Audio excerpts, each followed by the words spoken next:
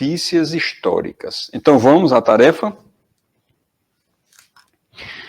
Então, Kardec diz que, para se bem compreender certas passagens dos evangelhos, é necessário que se conheça o valor de várias palavras neles frequentemente empregadas e que caracterizam o estado dos costumes e da sociedade judia naquela época, já não tendo para nós o mesmo sentido. Essas palavras muitas vezes têm sido mal interpretadas, causando isso uma espécie de incerteza. A compreensão de seu significado explica, além disso, o verdadeiro sentido de certas máximas que, à primeira vista, parecem singulares. É muito interessante, né, a forma que Kardec estruturou o Evangelho segundo o Espiritismo, colocando a introdução, essa parte histórica de palavras que comumente nós vemos nos textos do Evangelho e não temos nem a noção do significado. Por isso que ele colocou no início do Evangelho segundo o Espiritismo. A primeira palavra, samaritanos, que é bem comum, né, nos textos. Após o cisma das 10 tribos, Samaria tornou-se a capital do reino dissidente de Israel. Destruída e reconstruída várias vezes, ela foi, sob o domínio romano, a sede administrativa da Samaria, uma das 4 divisões da Palestina.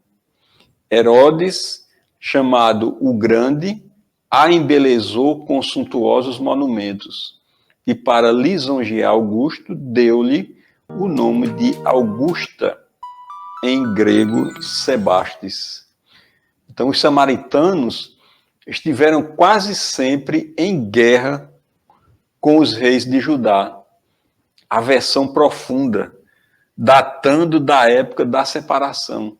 Perpetuou-se entre os dois povos que evitavam todas as relações recíprocas. Os samaritanos, para tornarem mais profunda a cisão, e não terem de vir a Jerusalém pela celebração das festas religiosas, construíram para si um templo particular e adotaram, né, algumas reformas. Somente admitiam o Pentateuco, que continha a lei de Moisés, e rejeitavam todos os outros livros que a esse foram depois anexados. Seus livros sagrados eram escritos em caracteres hebraicos da mais alta antiguidade.